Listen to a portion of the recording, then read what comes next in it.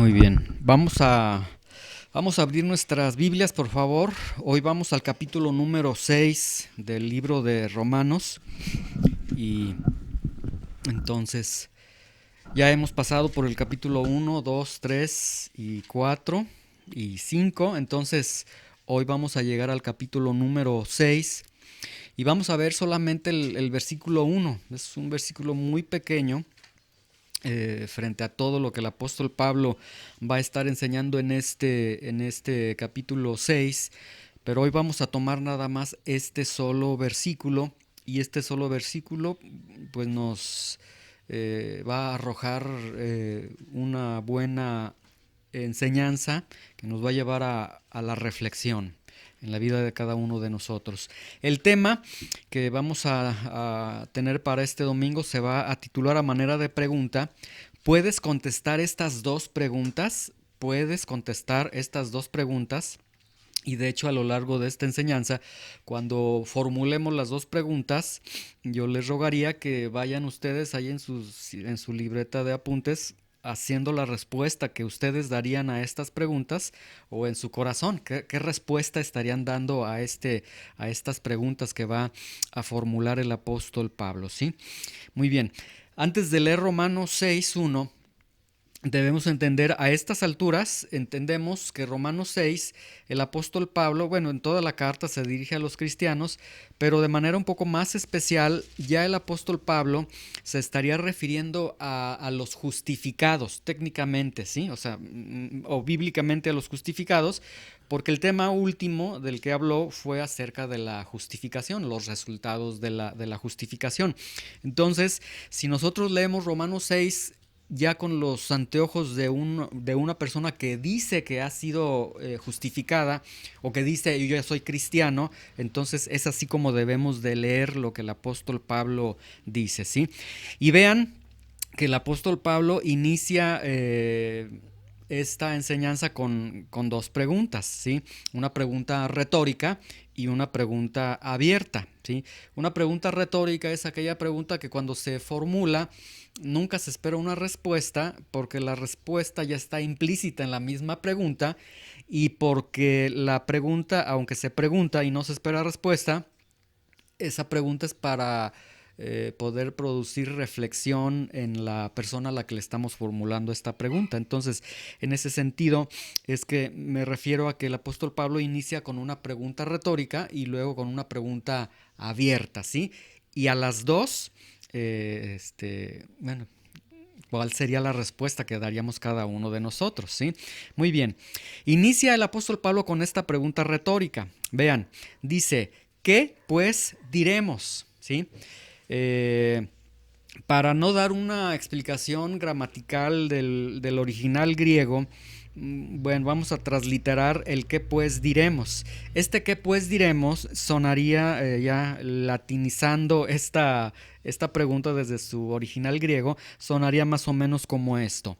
¿Cuál es la conclusión lógica de esto? O a la luz de lo anterior, a la luz de lo que ya les expuse anteriormente, ¿qué debemos decir en este momento? ¿Sí? ¿De qué es lo que ha estado hablando el apóstol Pablo? Si gustan, vayan al primer capítulo, nada más así de una manera gráfica, no lo vamos a leer, pero en el capítulo 1 ustedes se pueden dar cuenta que el apóstol Pablo comienza, bueno, da su carta se presenta, Pablo, apóstol de Jesucristo, etcétera. Y luego, entre el capítulo 1 y 2, el apóstol Pablo, si se dieron cuenta, comienza a hablar de la culpabilidad del hombre, ¿sí? Que la ira de Dios se revela desde el cielo contra toda impiedad, que detienen los hombres con sus pecados, detienen la verdad de Dios, etcétera. Entonces comienza con la culpabilidad del hombre, luego hace toda una galería de pecados de la humanidad. Entonces capítulo 1, capítulo 2, la culpabilidad del hombre, ¿sí? Y de hecho se agarró parejo, empezó con el judío y luego bueno, empezó primero con el gentil y luego con el judío. Y ambos, dice el apóstol Pablo, todos están son culpables, todos están condenados. Luego en el capítulo 3, el apóstol Pablo ya comienza a hablar desde el versículo 24, que es el parteaguas ya del libro de Romanos, comienza a hablar de la propiciación, que Dios ha colocado a Jesucristo como nuestra propiciación. Luego en el capítulo 4 nos ha hablado ya de la justificación y de los resultados de la justificación. Entonces, todo esto es el contexto que nosotros tenemos. Podríamos decir, aquella persona que ha pasado por todo esto y que ha reconocido su culpabilidad, su pecado, ha creído en el Señor Jesucristo, bueno, es alguien que ha sido justificado porque ha puesto su confianza en el Señor Jesucristo. Y entonces, básicamente de lo que ha estado hablando el apóstol Pablo es de la justificación, ¿sí? Ya habíamos nosotros enseñado que justificación es un acto divino, judicial, en el cual Dios declara al pecador, lo declara como justo, ¿sí? Y ya dimos toda esta explicación cómo es que el Dios Santo puede justificar a un pecador y seguir siendo santo. Ya explicamos todos estos puntos. Él puede justificar al pecador y seguir siendo justo, porque precisamente coloca a Jesucristo como propiciación y en él recae todo el castigo, toda la ira de Dios, ¿sí? Entonces, en ese sentido, regresemos nuevamente a Romanos 6:1. En ese sentido, bajo ese entendimiento, entonces, la pregunta es, ya que hemos sido justificados por Dios, ¿cuál es la conclusión lógica de esa justificación? ¿Sí? Ya que Dios nos ha justificado, ya que yo soy un justificado por Dios, una persona que Dios ha salvado, ¿qué deberíamos nosotros de pensar de la justificación? ¿Sí? Es decir, lo que aquí el apóstol Pablo, si se dan cuenta en esta pregunta retórica que está formulando el apóstol Pablo, nos deja ver entre líneas, o sea, no lo presenta, pero esta pregunta, al ser retórica, nos deja ver que forzosamente en la vida de un justificado, es decir, en mi vida, que he sido justificado, en tu vida, que has sido justificado, existe un antes y un después de la justificación. Es decir, lo que Pablo está implicando es que el que ha sido justificado iba en una dirección y cuando fue justificado ahora va en otra dirección. O sea, hay algo distinto, hay algo que sucedió, ¿sí? Es el punto al que quiere llevar el apóstol Pablo. Debe existir un cambio forzosamente, ¿sí? Ahora, la pregunta abierta que hace el apóstol Pablo: ¿perseveraremos en el pecado para que la gracia abunde? Y aquí, si nosotros nos ponemos es decir, si ustedes se enfrascaron en todo el contenido del capítulo 1, 2, 3, 4 y 5, se van a dar cuenta que realmente resulta muy extraña esta pregunta que hace el apóstol Pablo, porque hemos concluido con que el Señor me ha justificado, los resultados de la justificación. Es más, terminamos con el segundo Adán. ¿Se acuerdan en las enseñanzas anteriores? Todo lo que hizo el segundo Adán por nosotros. Entonces, como que esta pregunta suena un tanto extraña, como que el apóstol Pablo nos pregunta a nosotros los justificados que si vamos a perseverar en el pecado para que la gracia abunde, ¿sí? Sin embargo, esta pregunta que hace el apóstol Pablo, como vamos a ver ahorita, resulta realmente tan común para el creyente porque desgraciadamente ser cristiano, ser justificado, ser salvo el día de hoy se reduce, o uno de los peligros que se tiene es que se reduzca a lo que el apóstol Pablo va a estar atacando aquí. Y de esto yo quiero decirles, yo me declaro culpable de seguir esta herejía que el apóstol Pablo va a atacar, y desgraciadamente es una herejía que la mayoría de los cristianos sigue el día de hoy. O sea, es una bandera de paz cuando en sus vidas todavía hay guerra con Dios. Lo voy a explicar ahorita, ¿sí? Vamos a este punto, ¿sí? Primero, ¿por qué Pablo hace esta pregunta? ¿Por qué el apóstol Pablo, hace esta pregunta? Bueno, esta pregunta de perseveraremos en el pecado para que la gracia abunde, ¿por qué la hace? Vamos a Romanos 5:20 para recordar el por qué el apóstol Pablo lo hace, ¿sí? Nuevamente, los sitúo en el contexto que hemos visto. El apóstol Pablo ha hablado de la gloriosa justificación, de los gloriosos resultados de la justificación, de la gloriosa venida del segundo Adán, de todo lo que hizo este segundo Adán. Y en alguna parte, ya al final de sus palabras, el apóstol Pablo dijo esto que también es muy grandioso, que también contiene una gran verdad, pero que desgraciadamente se torció, y a partir de estas palabras del apóstol Pablo se genera una herejía. Dice en Romanos 5:20: pero la ley se introdujo para que el pecado abundase, mas cuando el pecado abundó, sobreabundó la gracia, ¿sí? Es decir, aquí lo que el apóstol Pablo estaba diciendo es que la ley de Dios nos mostró los requerimientos de Dios, ¿sí? Y una vez que la ley nos mostró los requerimientos de Dios, pues la misma ley operó en nosotros y nos hizo ver que éramos pecadores, nos hizo ver que no podíamos obedecer a Dios. Entonces, al hacernos ver como pecadores, como personas que no pueden obedecer a Dios, lo que hizo la ley es que hizo que se agravara, que se intensificara el pecado que había en nosotros. Por eso dice que el pecado, que la ley se introdujo para que el pecado abundase. Entonces, en el punto en el que el pecado abundó en nuestras vidas, el punto en el que nosotros dijimos: Señor, no puedo seguirte, soy esclavo del pecado, Señor, estoy lleno de pecado. Ahí el Señor dice: pero cuando sucedió eso, el pecado abundó. En ese momento, entonces, la gracia sobreabundó. Y explicábamos el domingo anterior que es ahí donde se dio ese rayo de luz en nuestras vidas, llenas de pecado, llenas de maldad, y el Señor nos dio ese rayo de luz y dijimos: Señor, no es a través de la ley, nos agarramos de tu sacrificio, nos agarramos de ti, nos abrazamos a la cruz, y ahí era donde la gracia sobreabundó, ¿sí? Realmente era una enseñanza muy bonita la que el apóstol Pablo está enseñando. Sin embargo, con la mente judía, con la mente muy oficiosa ya en las letras del Antiguo Testamento y una soberbia de somos nosotros personas que sabemos interpretar la ley, los judíos o este grupo de personas malinterpreta lo que el apóstol Pablo había enseñado, y entonces vean nada más el corazón humano hasta dónde se va, ¿sí? Lo que acabo yo de mencionar es glorioso, como les digo, ¿sí? La ley hizo una función que nos llevó entre la espada y la pared, y volteamos, vimos la luz y dijimos: nos tomamos del Señor. Sin embargo, ellos no lo interpretaron así.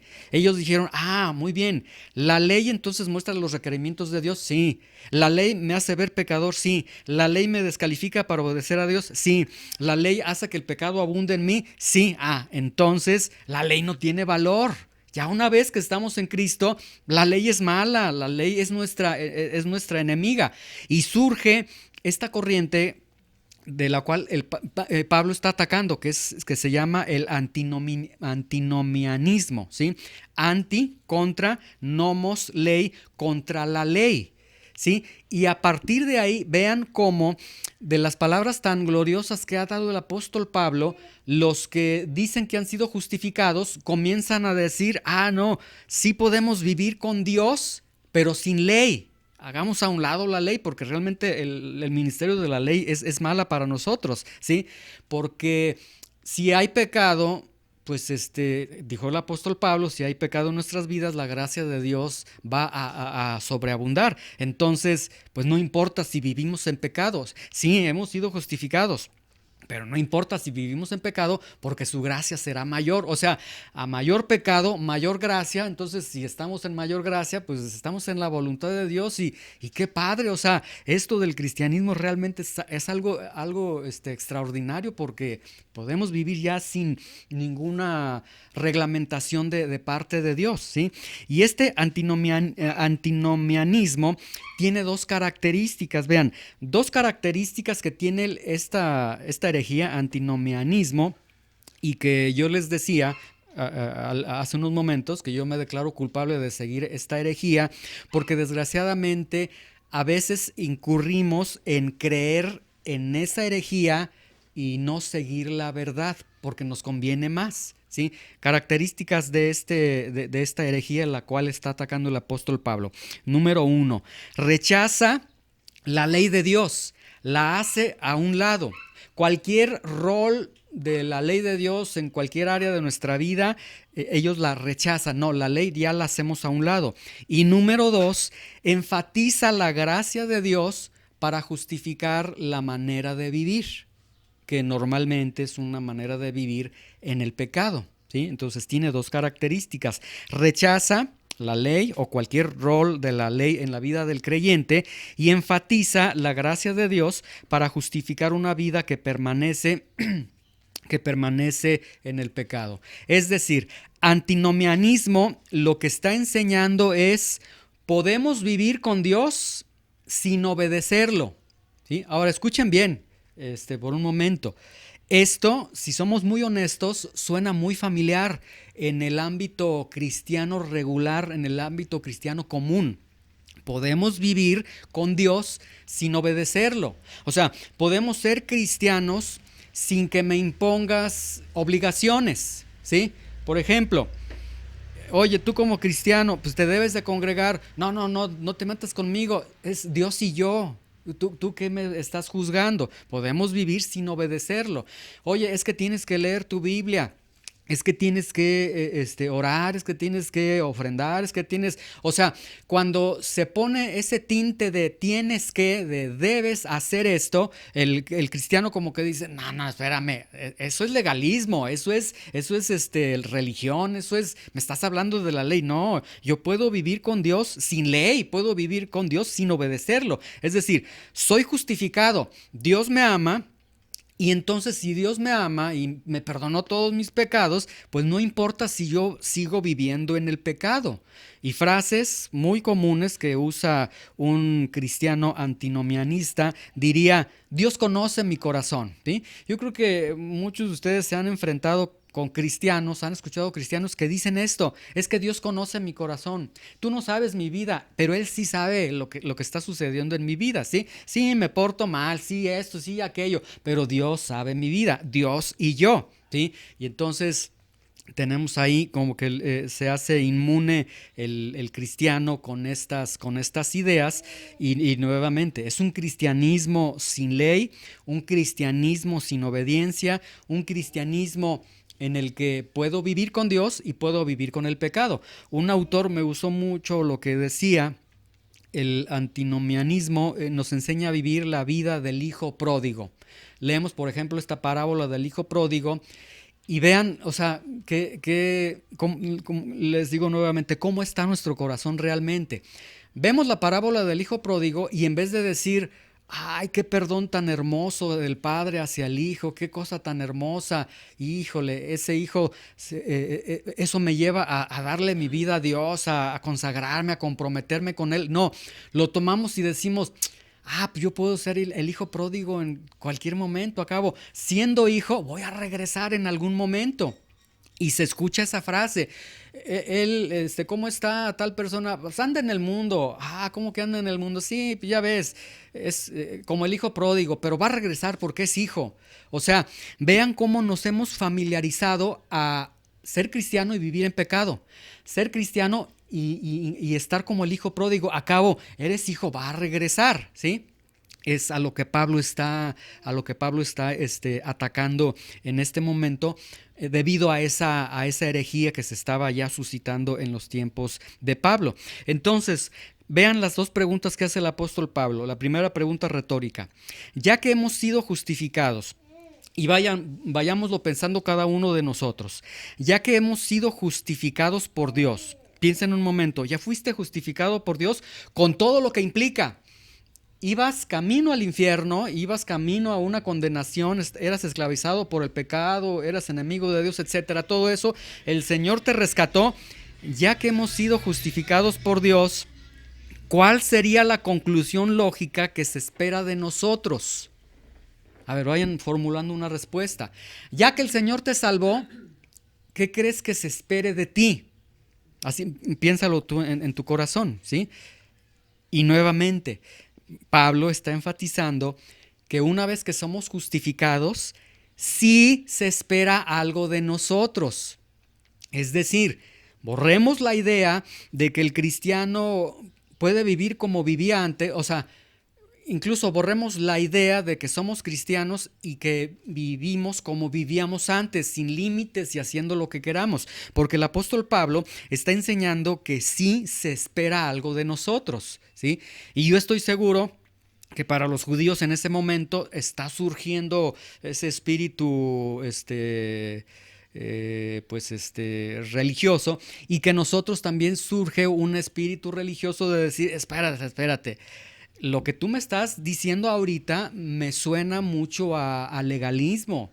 O sea, sobre todo capítulo 3, 4 y 5, qué enseñanzas tan bonitas, Dios justificándome, Dios perdonándome, y ahorita me estás diciendo que Dios espera algo de mí. O sea, me estás diciendo que sí o sí Dios espera algo después de la justificación. Me suena como a religión, me suena como algo, o sea, ya no suena tan bonito como antes, pero es lo que el apóstol Pablo está enseñando.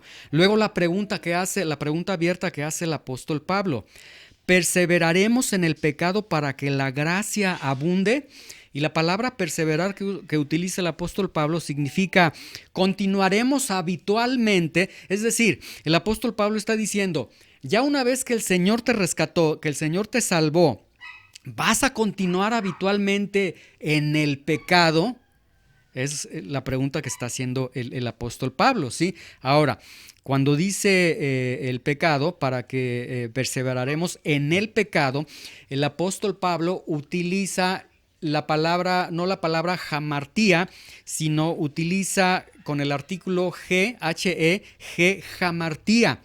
Y ya habíamos explicado desde Romanos 5.12, si quieren moverse a Romanos 5.12, que cuando el apóstol Pablo presenta el término jamartía, y es cuando se refiere a el pecado, en ese momento entonces jamartía se está presentando el pecado desde una concepción de rebeldía, desde una concepción de rebelión, ¿sí? Entonces, lo que el apóstol Pablo está diciendo, continuaremos habitualmente en una postura de rebelión contra Dios, en una postura de desafío contra Dios.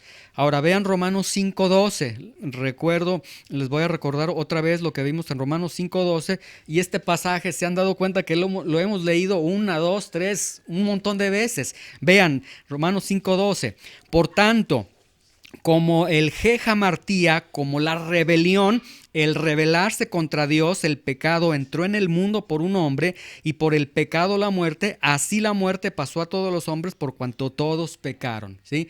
Lo que el apóstol Pablo estaba diciendo aquí es que este jamartía, esta rebelión contra Dios, ¿por qué te voy a obedecer a ti, Dios?, se metió desde Adán y está hasta nuestras fechas. Se transfirió a todos los seres humanos, ha reinado el pecado en toda la humanidad desde Adán. El pecado ha traído muerte a todos los humanos desde Adán, ¿sí? Y entonces esto nos deja ver que hay muerte espiritual.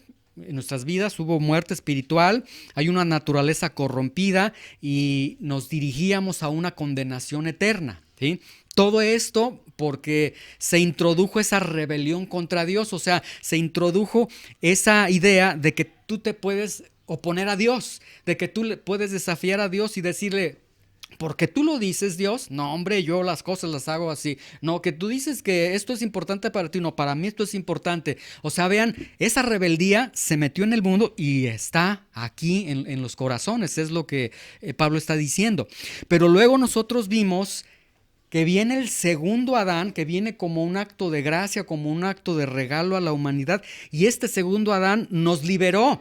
Y todo lo que vimos en las enseñanzas anteriores fue hermoso, porque si no viene el segundo Adán, estaríamos o viviendo una vida miserable, esclavizados al pecado y dirigiéndonos a una condenación eterna, pero vino el segundo Adán. Entonces, en ese sentido, el apóstol Pablo dice, continuaremos pecando.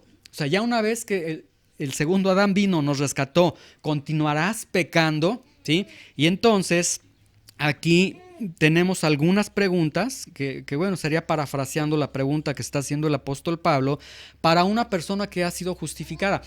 Piensa en una persona que ha sido justificada, o piensa en ti, que has sido justificado, ¿sí? Y con toda la honestidad en tu corazón, trata de contestar y dime si es lógico y es posible que suceda esto que voy a preguntar en la vida de una persona justificada.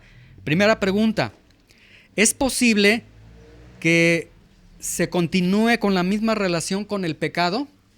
Es decir, antes de ser justificado te rebelabas contra Dios, eras enemigo de Dios. Ahora que has sido justificado, ¿es posible, es lógico que tengas la misma actitud ante Dios? Váyanlo procesando en su mente, en su corazón. ¿Es posible que sigas cediendo al pecado como lo hacías antes? Antes te entregabas al pecado, antes la lucha era ¿cuál pecado de todos voy a cometer? Ahora ya como cristiano es posible que sigas con esa lucha a ver cuál pecado me va a llenar más. Es posible que sigas viviendo bajo el dominio del pecado. Antes estabas esclavizado al pecado o a pecados, ahora sigues estando esclavizado al pecado o a pecados. ¿Es posible eso?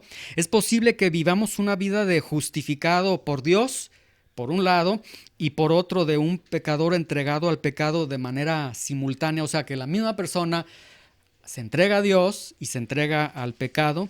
¿Es posible que estemos llenos de justicia de Dios y llenos del pecado a la vez? ¿Es posible que una vez que el perdón de Dios ha sido garantizado para nosotros, entonces nosotros digamos, bueno, como Dios ya me perdonó y como tengo la garantía de que si alguien hubiere pecado, confesemos nuestro pecado, Dios nos va a perdonar, si tengo la garantía de que Dios me va a perdonar, entonces es posible que esa promesa me lleve a pecar más? Siguiente pregunta, la justificación de la cual Dios nos ha obsequiado, nos ha regalado, la justificación alienta una vida de pecado. Y en todas estas preguntas, es lógico y posible, seguramente contestaron en su corazón, no, pues no es posible, no es posible, no es lógico. Bueno, pues la respuesta quizás les sorprenda, pero sí es lógico y sí es posible. ¿Cuándo? Cuando estás enfatizando la gracia de Dios y rechazando la ley de Dios. Es decir, cuando estás en esta corriente del antinomianismo, ¿sí? Y ahí es donde debemos de tener mucho cuidado y donde el apóstol Pablo está atacando esa corriente porque está diciendo, no, esta herejía es que enfatizan la gracia de Dios, la misericordia de Dios, pero hacen a un lado la ley. ¿Es malo enfatizar la gracia de Dios? No sería malo enfatizar la gracia de Dios. Lo malo es que al quitar la ley de Dios, entonces esa gracia la estás usando como una licencia para hacer lo que tú quieras, precisamente de lo que el Señor te ha rescatado. ¿Sí? Entonces, la gracia de Dios justifica al pecador, es lo que el apóstol Pablo ha enseñado, pero la gracia de Dios no justifica que el pecador continúe pecando, bueno, que aquel que ha sido justificado continúe pecando, ¿sí? Ahora, ¿por qué es que se llega a esa creencia? ¿Por qué si el apóstol Pablo ha presentado, pues realmente ha presentado el evangelio de una manera increíble, cómo es que se llega a esa creencia? O peor aún, cómo es que el día de hoy hay cristianos que, bueno, y obviamente no dicen soy antinomianistas, no dicen eso, pero sí viven como ellos porque enfatizan la gracia de Dios y quitan la ley de Dios, ¿sí? Pero ¿cómo es que se puede llegar a esa creencia? Bueno, yo encontré por tres pasos. Primer paso o primera afirmación que hizo el apóstol Pablo fue el pecado abundó. O sea, ellos entienden, sí, el pecado abundó. Al abundar el pecado, yo dije, Señor, estoy lleno de pecado, estoy en condenación, etcétera. Y número dos, la gracia de Dios sobreabundó. O sea, en medio de nuestro pecado, Dios brilló sus oportunidades, su perdón, su gracia para nosotros, y su gracia abundó para nosotros, ¿sí? Y ahí está, yo comienzo a ver ahí el problema, no en Dios, sino en nosotros. Porque una vez que la gracia de Dios sobreabundó, entonces sucedieron tres cosas, al menos tres cosas que la Biblia respalda y que son verdad, pero que nosotros con nuestro corazón corrompido torcemos y nos vamos por una vía que no es. Número uno, Dios me perdonó, ¿sí? Y sí, la Biblia enseña que cuando estábamos llenos de pecado, Dios nos perdonó. Éramos enemigos de Dios, estábamos aislados de Dios, estábamos en condenación. O sea, todo eso sí lo enseña la Biblia. Dios nos perdonó. Y más aún, cuando la Biblia habla de que Dios nos perdonó, en el momento en que Dios te perdonó, en el momento que Dios te justificó, escuchen esto con atención, Dios perdonó tus pecados pasados, presentes y futuros. Entonces, eso significa que todo pecado tuyo fue puesto en la cruz del Calvario. Eso significa que entonces el perdón de Dios está garantizado para tu vida, para el resto de tu vida física en esta tierra, ¿sí?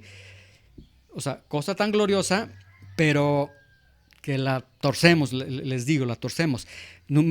También fuimos, cuando sobreabundó la gracia de Dios, fuimos salvados por su gracia, ¿sí? Él nos salvó, Él nos justificó, ¿sí? Él declaró, Él es justo. Y ya vimos que cuando Dios declara, Él es justo, esa sentencia, esa declaración que Dios da, no se cambia. Ya Él es justo y va a ser justo hasta la eternidad. Y número 3, Cristo, para lograr esto, cumplió entonces los requerimientos de la ley, porque la ley sí tenía ciertos requerimientos que nosotros, no, a la ley a nosotros nos condenaba, pero Cristo cumplió la ley. Entonces Dios me perdonó, fuimos salvados por gracia y cumplimos, y Cristo cumplió la ley. Entonces, número 3, el razonamiento, que el por qué se llega a esta creencia, es que el razonamiento que se tiene es, entonces ya una vez que estamos en Cristo, ya no hay ley para nosotros. Y esto es muy delicado, ¿sí? Yo escuché en una ocasión a un pastor que sí decía desde el púlpito, ya no hay ley, olvídate de la ley ya no se va a enseñorear de ti, ya tú no eres seguidor de la ley, etcétera. Entonces, eso es increíble. Y entonces consideran que por el sacrificio de Cristo, por la justificación, ya entramos a un cristianismo, a una fase de cristianismo sin ley. Ya no hay ley para nosotros, porque entendemos mal. Fuimos libertados del pecado y como que decimos, somos libres y libres hasta de la ley de Dios, como si la ley de Dios hubiese sido monstruosa para nosotros, ¿sí? Y entonces el cristiano llega a decir, ya no hay ley para nosotros. Y tiene 2 argumentos muy fuertes el cristiano. Vean, argumento número 1. Somos salvos por gracia, eso lo dice la Biblia, no por las obras de la ley. Y sí, es cierto, no somos salvos por las obras de la ley. Entonces, ya no hay ley para nosotros, dicen ellos. Número 2, Dios no espera que obedezcamos sus leyes para ser salvados o permanecer salvos. Y es cierto, Dios no espera que tú obedezcas la ley para que continúes siendo salvado. O sea, estos 2 argumentos, más que argumentos, son fundamentos de la Biblia lo enseña, pero el problema no es que la Biblia lo enseñe, el problema es la mala percepción que hace el cristiano y entonces en base a esto enfatiza la gracia y quita la ley. Pero esta creencia o este viaje de cómo es que el cristiano moderno llega a creer esto, yo lo veo en base a 3 errores que comete el cristiano. 3 fallas que tiene el cristiano, o que aquel que viene a Cristo comete 3, desgraciadamente incurre en uno de estos 3 o en los 3 errores, y por eso él dice, pues ya una vez que soy cristiano ya no hay nada, ya no hay ley de Dios para mi vida, el cristianismo no es una religión, es una relación con Dios. O sea, lo vamos etiquetando de tantas cosas, pero realmente es antinomianismo disfrazado que te está llevando a mantenerte en tu vida de pecado. 3 errores. Error número 1, mal entendimiento de la ley de Dios. Primero, yo veo que hay un mal entendimiento de la ley de Dios, ¿sí? Ahora, la ley de Dios ya les había explicado. Cuando hablamos de ley de Dios, vamos a verla desde dos aspectos para poder comprenderla. La ley de Dios, una es la ley ceremonial, la que se llamaba en el hebreo Jukim. Esta ley ceremonial de hecho, la palabra Jukim significa costumbre de la nación. Entonces el Jukim o la ley ceremonial, si era la costumbre de la nación, era para la nación del pueblo de Dios. Es decir, toda la gama de preceptos, de requerimientos que Dios puso para los judíos, para Israel, ¿sí?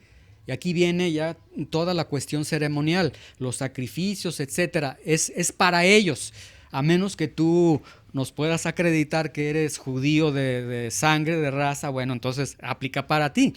Pero por la cara que tienes, pues te ves tan nopal como nosotros. Entonces, yo creo que todos somos mexicanos, ¿sí? Entonces, primer punto, mal entendimiento de la ley. Una es la ley ceremonial y otra es la ley moral, la que se llama el mishpatim. Mishpatim. Esta ley moral, escuchen con atención, se basa en la santidad de Dios, tiene que ver con la santidad de Dios, y esta ley moral es evidente en todo ser humano, sea judío o sea gentil, y se percibe a través de la razón y del sentido común, ¿sí?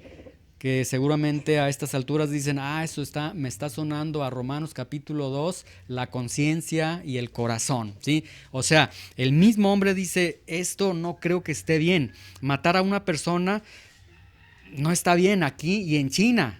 Y eso está contenido en la ley moral de Dios. Ley moral de Dios son los 10 mandamientos, es el corazón, lo que pide la ley de Dios que está escrito en el corazón, en la conciencia de todo ser humano. Entonces el punto es que en la justificación el judío fue liberado del Jukim, es decir, fue liberado de la ley ceremonial. Ya no tenía que hacer todo lo que el viejo pacto decía, todos los sacrificios del viejo pacto para ser salvado, para ser justificado, ¿sí? De eso fue liberado, pero no es liberado de la ley moral de Dios. La ley moral de Dios continúa con él, con el judío. Vamos con el gentil. El gentil, obviamente nosotros no fuimos liberados del Jukim, no fuimos liberados de la ley ceremonial. A nosotros no se nos pedía la ley ceremonial, a menos que hubiésemos judaizado, bueno, hubiéramos adoptado la religión judía, pero nosotros fuimos liberados de otras leyes, de la religión, de lo que quieras, ¿sí? Pero no del Jukim, ¿sí? Sin embargo, de lo que no somos liberados es de la ley moral de Dios, porque ese sentido común que nos arroja los 10 mandamientos y lo que nuestra conciencia, nuestro corazón nos dicta a cada momento, aunque no hubiese algo por escrito, pues nos delata, porque nos lleva a decir, es que esto no es bueno. O sea, ¿y quién te lo dijo que no es bueno? ¿Quién te lo dijo a ti? ¿Quién se lo dijo a millones de personas a través de todo el mundo? Pues es la conciencia. O sea, el legislador, Dios, estuvo poniendo sus leyes ahí en todos ellos. Entonces, vean, liberados de la ley ceremonial, liberados de las leyes religiosas que nosotros teníamos, pero no liberados de la ley moral de Dios. Hay ley, ¿sí? O sea, primera equivocación, malentienden la ley de Dios. Ellos dicen, no, quitamos todo, ya. Quitamos la ley, o sea, quitan la ley ceremonial y quitan la ley moral. No, la ley moral esa permanece en el corazón de la persona. Segundo error, en la vida cristiana no existe ninguna ley. En la vida del que ha sido justificado no existe ley de Dios. Bueno, ya vimos en el primer punto que sí existe la ley de Dios, la ley moral de Dios. Pero en la vida cristiana llegan muchos a decir, no hay leyes, no hay nada que me comprometa. Y yo creo que esta bandera de decir no tengo una religión sino una relación con Dios, aunque suena bonito el pensamiento, pero nos ha llevado a pisar terrenos del antinomianismo, ¿sí? Si discernimos bien ese pensamiento, realmente está mal ese pensamiento, ¿sí? Porque sí hay ley cuando somos cristianos. Vamos a 1 de Juan 5:3 y les voy a demostrar con este y con otros pasajes que cuando tú fuiste salvado, cuando tú te hiciste cristiano, cuando Dios te justificó, resulta que Dios te dice bienvenido a la vida cristiana, y en la vida cristiana resulta que sí hay ley de Dios. Si alguien te dijo, no, es que ya no hay leyes de Dios, no, sí hay ley de Dios, ¿sí? 1 de Juan 5:3. Cuando lo tengan, me dicen para leerlo todos juntos, ¿sí?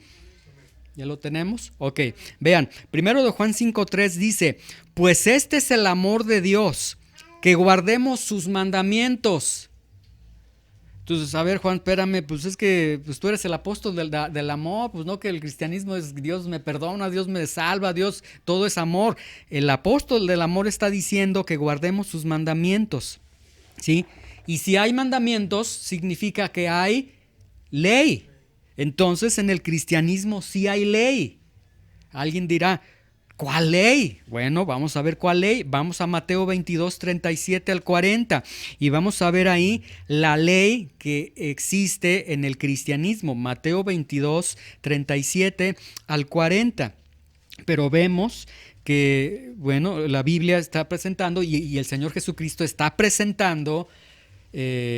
O sea, esto es interesante porque está presentando la ley del Antiguo Testamento, pero está presentando el espíritu de la ley, finalmente la ley en el Nuevo Testamento, la ley para los que han sido justificados. ¿Listos? Dice, Jesús le dijo: amarás al Señor tu Dios con todo tu corazón y con toda tu alma y con toda tu mente. Este es el primero y grande mandamiento. Antiguo Testamento, alguien diría, está hablando del Antiguo Testamento. Bueno, ok, vamos a decir, a ver, está bien judío, está bien religioso, está hablando del Antiguo Testamento. Ya fuimos liberados de la ley ceremonial. De hecho, esto es parte de la ley ceremonial. Bueno, vamos a conceder, vamos a decirle, ok, está bien. Sin embargo, vean, dice Jesús en el versículo 40, y el segundo es semejante: amarás a tu prójimo como a ti mismo. Luego versículo 40, de estos dos mandamientos depende toda la ley y los profetas. Es decir, es como si Jesús dijese, sí, vamos a quitar toda la ley ceremonial, no necesitas la ley ceremonial para ser salvado, pero la ley de Dios dice esto: ama a Dios con todo tu corazón y ama al prójimo. Ahí está. ¿Cómo se llama entonces esta ley? Se llama la ley del amor. Entonces, cuando tú te conviertes, el Señor te convierte en cristiano, cuando tú eres cristiano, hay una ley que impera en cada uno de nosotros. Tienes que amar a Dios sobre todas las cosas y amar al prójimo. Y entonces, en ese amar a Dios sobre todas las cosas, ahí se deriva entonces compromiso, se deriva sacrificio, se deriva tantas cosas que debes hacer, ¿sí? Que aunque no nos gusta escuchar la palabra debo, pero la Biblia sí lo está poniendo porque Jesús está diciendo, está esta ley, la ley del amor, ¿sí? Y vean, este amor para Dios con todo el corazón, mente, alma, etcétera, y el amor al prójimo es presentado por Jesús mismo a nivel de ley. Entonces, no te zafas de la ley, o sea, ahí está la ley. Vamos a otro pasaje, primero de Juan 2:3. Nos vamos ahí casi al final de la Biblia, casi al final de la Biblia. Primero de Juan capítulo 2, del versículo 3 al 5. Y vean nuevamente el apóstol Juan hablando a cristianos, hablando a aquellos que han sido justificados. Vea lo que les dice. Y en esto sabemos que nosotros le conocemos. Dicho en otras palabras, o siguiendo el contexto de primero de Juan, y en esto sabemos quién es cristiano: el que guarda sus mandamientos. Ahí está. Pero el cristiano común dice, no, pues es que yo puedo hacer todo, Dios conoce mi corazón. Juan está diciendo, no, en esto sabemos si realmente eres cristiano, si guardas sus mandamientos, o sea, hay ley de Dios. El que dice, yo soy cristiano y no guarda sus mandamientos, ese es el hermano mentiroso, el hermano mentiras, y la verdad no está en él. O sea, vean, coloca al que no guarda los mandamientos de Dios como mentiroso. Pero el que guarda su palabra, en este verdaderamente el amor de Dios se ha perfeccionado, por esto sabemos que estamos en él. Entonces, un cristianismo con ley. Vean, el cristianismo sí tiene ley. Tercer error que se comete para llegar a esta fase del antinomianismo es olvidan el propósito de la ley, ¿sí? El propósito de la ley. Vamos a Romanos 3:20, por favor. Ahí nos desplazamos a Romanos 3:20 para recordar algunos puntos. El propósito de la ley o el ministerio de la ley, ¿sí? Vean, Romanos 3:20, ¿listos? Dice, ya que por las obras de la ley ningún ser humano será justificado delante de él, porque por medio de la ley es el conocimiento del pecado. Es decir, la función que tuvo la ley de Dios es que nos mostró el pecado, ¿sí? Luego vamos a Romanos 5:20.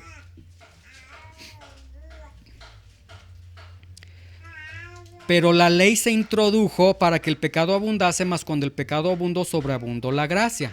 Es decir, ¿cuál fue el propósito de la ley? el propósito de la ley fue llevarnos ante la pared y decirnos, eres pecador. Y una vez que estábamos en la pared, volteamos hacia la cruz y nos agarramos del Señor. Ese fue el ministerio, el propósito de la ley. Es decir, la ley nos llevó a la cruz, ¿sí? El problema es que cuando normalmente se predica un evangelio, y bueno, vemos el Señor cuando evangelizaba, vemos que el Señor presentaba la ley, primero los ponía junto a la pared para que ellos voltearan a la gracia. El problema es que a muchos, cuando se les predicó el evangelio, se les predicó un evangelio de amor, de bondades, de que Dios te va a sanar, de que Dios esto, de que Dios aquello, y nunca se les presentó la ley. Es decir, nunca la ley operó en ellos para que ellos voltearan y dijeran, Señor, te necesito a ti. Entonces, el día de mañana, cuando sucede cualquier cosa en sus vidas, se desaniman, pecan, aquello, como la ley no produjo en ellos esa convicción de pecado, pues de estar caminando con Dios, de pronto dicen, ya no camino con Dios por la razón que quieran. Nunca fueron confrontados por la ley por su pecado. Pero aquel que ha sido confrontado por su pecado, el día de mañana, cuando atraviese circunstancias distintas en su caminar con Dios, él va a permanecer con Dios porque va a decir, no, es que yo sé quién era yo, era pecador, él me justificó, ¿sí? Y ya lo que me hicieron los hombres aquí, lo que viví aquí, las carencias que tuve, o sea, todo lo que me suceda debajo del sol, queda mínimo ante el perdón que Dios me dio de mis pecados. Pero cuando se presenta un evangelio de que tú eres un campeón, que tú eres el predilecto de Dios, pues a la primera te vas de Dios, nunca fuiste confrontado por tu pecado, ¿sí? Entonces, el punto es que ellos piensan, la ley me llevó a la cruz, y una vez que estoy en la cruz, como que ya una vez que nos subimos a la cruz decimos, fuimos liberados de la ley, y ya cuando fuimos liberados de la ley, como que nos bajamos de la cruz y empezamos a caminar, y ahora podemos pecar porque pues ya no hay ley, o sea, el Señor se llevó la ley, pero el ministerio de la ley es que la ley te llevó para con Dios y que la ley, entiéndase su evangelio, sus enseñanzas, te siguen confrontando con tu pecado día a día y entonces te siguen manteniendo en la cruz. Ese es el punto, el ministerio de la ley, ¿sí? Entonces hacemos a un lado de la ley porque pensamos, ya fui justificado. No, al que es justificado, la ley le sigue taladrando en su corazón. Yo les decía hace ya varias enseñanzas que yo he tenido la experiencia de que a veces yo leo la Biblia y mejor la cierro porque lo que está diciendo me está dando con todo, ¿sí? Y estoy viendo mi condición de pecador y estoy viendo mi mal carácter y viendo tantas cosas feas en mí y mejor le cierro. O en algunos momentos la cierro porque mejor me quiero dormir y hasta sueño pesadillas, o sea, me siento muy mal. La ley nos sigue diciendo a la cruz, ve a la cruz, ¿sí? El problema es que, como les digo, ya están en la cruz y piensan que ya no hay ley, y no, el propósito de la ley es ese, entonces entienden erróneamente eso, entonces llegan a la conclusión de que dicen, puedo vivir sin consecuencias, puedo vivir en el pecado, acabo Dios ya me perdonó, ya me arrepentí una vez y ya, si Dios declaró que yo soy justo, ese veredicto nada ni nadie lo puede cambiar. Entonces, ¿qué más da que me arroje al pecado? No va a suceder nada. Entonces, ahí está el gravísimo error, ¿sí? Entonces, por eso el apóstol Pablo, ya para ir cerrando esta enseñanza, hace estas preguntas. Ya que hemos sido justificados por Dios, ¿cuál es la conclusión lógica de esa justificación? ¿Qué deberíamos de pensar una vez que ya fuimos justificados? ¿Perseveraremos en el pecado para que la gracia abunde? Y nuevamente hago estas preguntas. Ya una vez como justificado, ¿puedo tener yo la misma relación que tenía con el pecado, con mis pecados del pasado? ¿Puedo seguir cediendo al pecado como cedía antes? ¿Puedo seguir viviendo bajo el dominio del pecado? ¿Puedo vivir una vida de justificado con Dios y de pecador al mismo tiempo? ¿Puedo ser lleno de Dios y lleno del pecado? El domingo me lleno de Dios y el lunes me lleno de pecado, y luego viene el domingo y me vuelvo a llenar de Dios y luego me lleno de pecado, ya que el perdón de Dios es una garantía para todo cristiano. ¿Puede ese perdón de Dios darme la licencia de decir, pues vamos a arrojarnos al pecado? La justificación el propósito de la justificación era alentar en mí una vida pecaminosa, y la mera verdad, si a esto dijéramos, si lo describiéramos esto en una persona, es decir, piensen por un momento, Roberto, ¿sí? Roberto dice que es cristiano, pero no hay ningún Roberto aquí, ¿verdad? Para no, sí, vaya a decir, oh, ya estás hablando de mí, no. Roberto ya es cristiano, dice que él es cristiano, pero mantiene la misma relación que tenía con el pecado antes de ser cristiano. Sigue cediendo a sus deseos pecaminosos, sigue viviendo bajo el dominio del pecado, vive una vida de justificado y de cristiano a la vez. Se llena de Dios, por sí, cuando viene a la reunión, hombre, hasta danza y todo, pero vive en el pecado, se llena de pecado.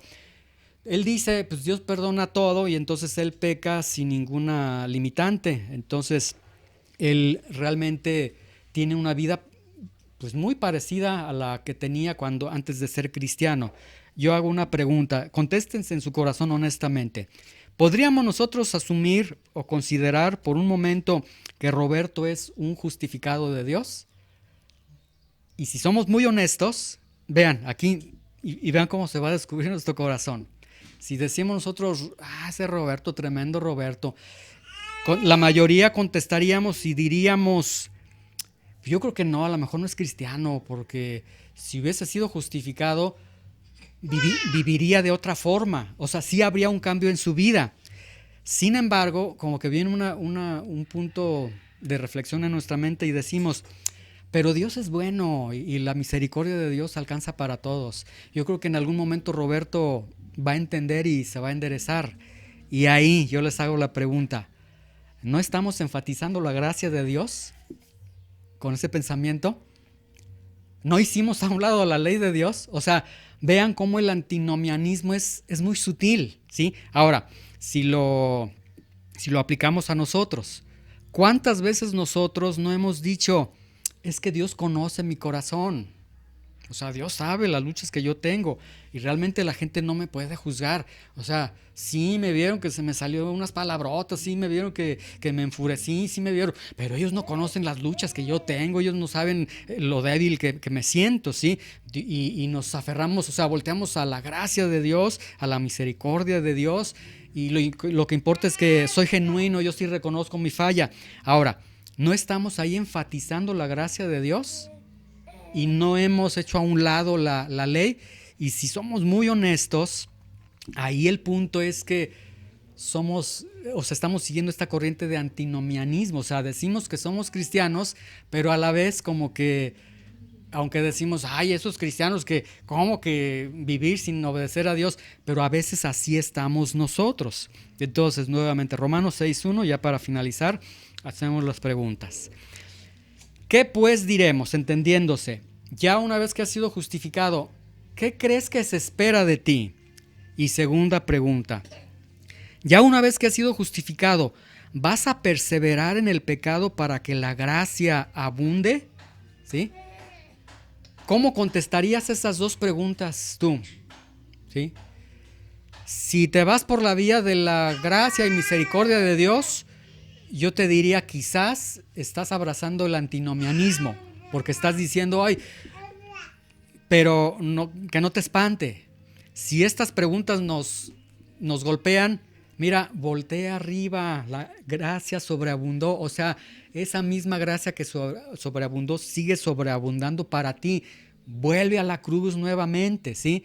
Pero no caigas en el error de decir, la misericordia de Dios me da licencia para todo esto, ¿sí? Bueno, esas dos preguntas, piénsenlas en la semana, sean honestos, escríbanlas allá en su libreta, contéstense, y en la semana entrante el apóstol Pablo nos va a contestar y nos va a dar la respuesta.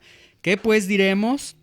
Y perseveraremos en el pecado para que la gracia abunde, y el apóstol Pablo nos va a dar la respuesta de Dios a estas dos preguntas. Por lo tanto, nosotros en este momento, pues abracemos la palabra de Dios, y quizás este mensaje no suena tan, o sea, como que decimos, pues hoy nos salía así como diciendo, ¡ay! ¡Qué bendición fue la enseñanza! No, que nos confronte, no para traer condenación, sino para que no se te olvide que siendo cristiano sí hay ley, sí hay deberes cristianos, sí hay algo que debes obedecer, sí hay compromiso, sí hay obediencia que se requiere, ¿sí? Pero el apóstol Pablo lo va a estar explicando en la siguiente enseñanza, ¿sí? Señor, te damos gracias por tu palabra. Te damos gracias por la oportunidad que nos das ahora de entrar en este sexto capítulo, Señor. Y aunque el capítulo inicia con una confrontación, Señor, yo te ruego que libres nuestros corazones de toda herejía, Señor. Quizás digamos, no, yo no sigo una herejía como es el antinomianismo, pero quizás en la práctica sí lo seguimos, Señor, porque suavizamos el pecado, permitimos el pecado y todo lo hacemos a nombre de la misericordia, a nombre de la gracia, y decimos, acabo Dios me perdonó, acabo Él es el que juzga nuestros corazones, acabo Él me declaró justo, acabo Él me perdonó, Señor, pero ayúdanos a entender que, Señor, sigue la ley en nuestros corazones, en nuestras vidas. Y que si en algún momento nos vendieron la idea de que ser cristiano no hay obligaciones, no, ser cristiano sí hay ley, la ley del amor, la ley moral de Dios, y esa ley continúa con nosotros y estamos obligados a obedecerla, Señor. Y no en un sentido para ser salvados, sino porque fuimos salvados, Señor. Pero ya en las enseñanzas siguientes, el apóstol Pablo nos dará una ilustración y nos dará la respuesta de por qué no podemos perseverar en el pecado, Señor. Te damos gracias en el nombre de Jesús. Amén.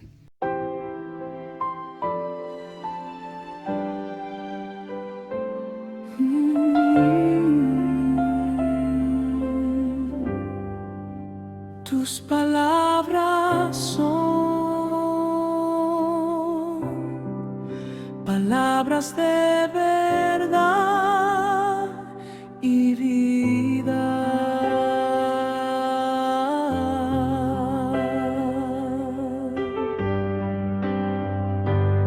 Señor, ¿a quién iremos? Tú tienes palabras de vida eterna. Hemos creído y conocemos que tú eres el Cristo, el Hijo del Dios viviente.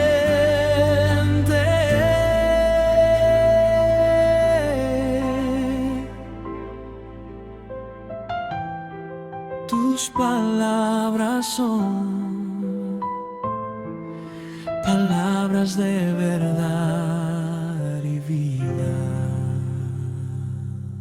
Centro Cristiano Verdad y Vida. Caminemos por la senda de la Escritura y veamos al Hijo de Dios.